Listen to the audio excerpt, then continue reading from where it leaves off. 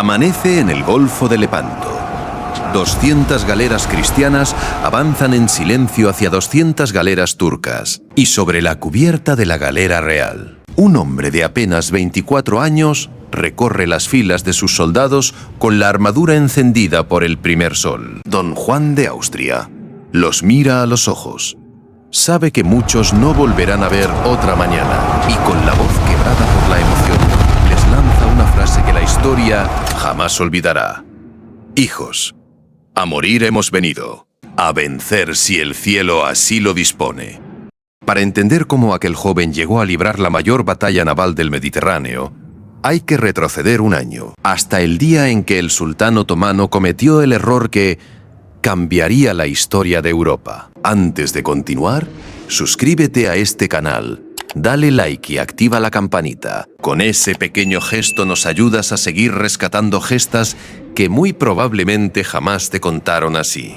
Esto es Crónicas de Hierro, y esta es la verdadera historia de la batalla de Lepanto. En el verano de 1570, el Imperio Otomano dominaba el Mediterráneo, oriental con un poder aplastante.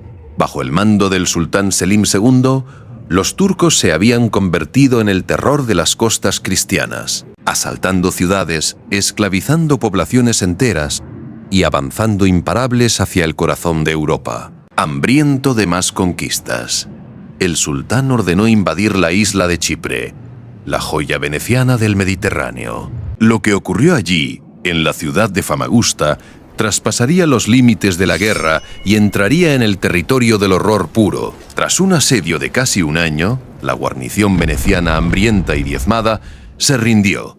Bajo promesa de respetar sus vidas, el comandante turco, Lala Mustafa Bajá, faltó a su palabra de manera infame.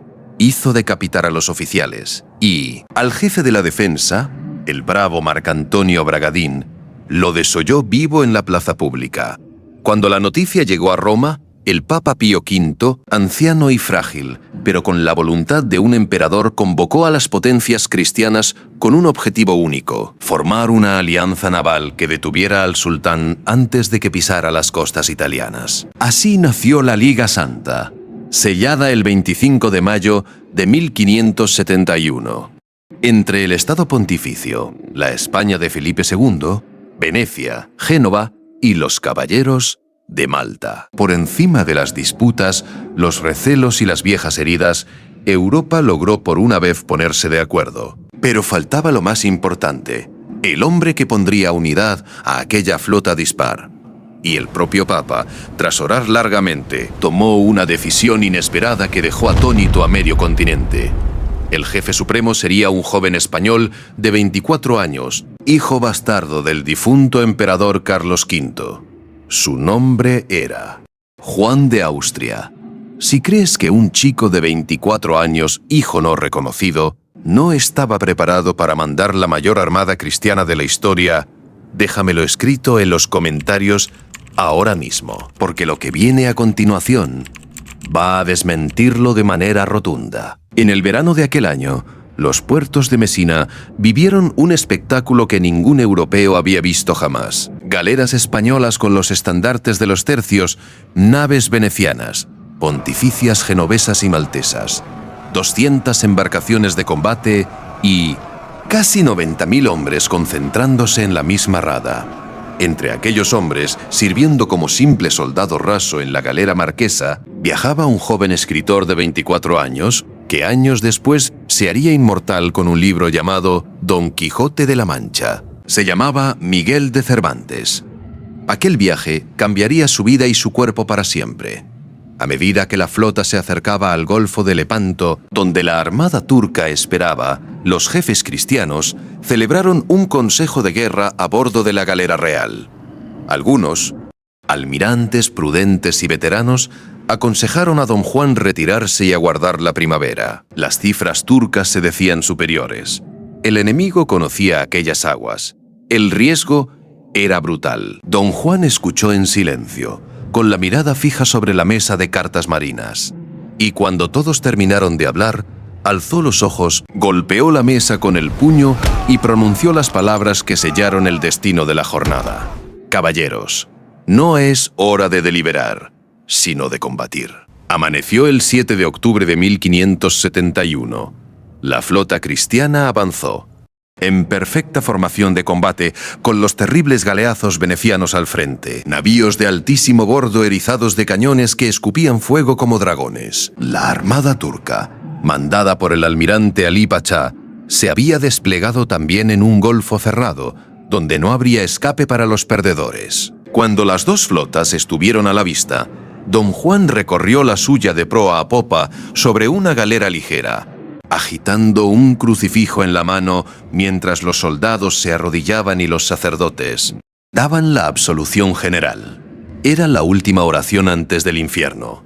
A mediodía, los galeazos venecianos abrieron fuego. Las primeras andanadas hicieron astillas las galeras turcas de vanguardia, sembrando el caos antes incluso del abordaje. Y entonces las dos flotas se cerraron una sobre otra y comenzó la carnicería más espantosa jamás vista en aguas del Mediterráneo. Los tercios españoles, embarcados como infantería de combate, saltaban de galera en galera arcabuz en mano y espada en la otra, recortando posiciones con la disciplina letal que los había hecho temidos en toda Europa. La galera real de Don Juan, la Real, embistió contra la sultana de Ali Pachá. Las dos naves quedaron trabadas y se libró sobre sus cubiertas un combate cuerpo a cuerpo que duró horas y que decidió el rumbo del mundo. Estamos llegando al momento decisivo. Si has llegado hasta aquí, escribe la palabra victoria en los comentarios para que sepamos quiénes aguantaron hasta el final. Porque lo que ocurrió después es la razón por la que Lepanto jamás debe ser olvidado. Ali Pachá luchó como una fiera al frente de sus genízaros, pero los tercios fueron, arrasando cubierta a cubierta. Un arcabuzazo certero alcanzó al almirante turco en plena frente y su cabeza fue clavada sobre el palo mayor de la sultana, como advertencia visible para todo el campo de batalla. Al ver caer a su jefe, la moral otomana se derrumbó de golpe. En apenas 5 horas, la mayor potencia naval del Mediterráneo había dejado de existir. 200 galeras capturadas o hundidas, 30.000 turcos muertos, 15.000 cristianos esclavos liberados de los bancos de los remos. Donde llevaban años encadenados, en la galera marquesa, malherido y cubierto de su propia sangre. Miguel de Cervantes había recibido 2 arcabuzazos en el pecho y uno en la mano izquierda, que le quedaría inutilizada para siempre. Años después, ya padre de la novela moderna, escribiría que Lepanto fue la más alta ocasión que vieron los siglos pasados. Los presentes ni esperan ver los venideros. Y se llamaba a sí mismo, con orgullo conmovedor, el Manco de Lepanto. Don Juan de Austria, con 24 años, acababa de salvar a la cristiandad, pero el destino le robó la vida apenas 7 años después en Flandes, joven, traicionado por las intrigas de la corte. Aquella mañana de octubre, cuando recorrió las filas de sus hombres antes del amanecer, Don Juan no podía saber que estaba pronunciando una de las frases más recordadas de la historia militar. «Hijos, a morir hemos venido, a vencer si el cielo así lo dispone». Vencieron. Y aunque el destino le robó muy pronto la vida, su nombre quedó grabado para siempre junto a aquella jornada en la que la cristiandad detuvo el avance del Islam y el Mediterráneo dejó de ser un lago turco. Hoy, 4 siglos después, las aguas del Golfo de Lepanto se han vuelto otra vez tranquilas, y los nombres de los 90.000 hombres que combatieron aquel día están enterrados bajo el silencio del mar, pero su gesta sigue viva en las crónicas, en las páginas de Cervantes y en el recuerdo de quienes, como tú, se han detenido a escucharla hasta el final. Si esta historia te ha emocionado, suscríbete a Crónicas de Hierro y deja que la próxima leyenda olvidada te encuentre. Porque algunas historias, por mucho que el tiempo se empeñe en enterrarlas, se niegan a morir.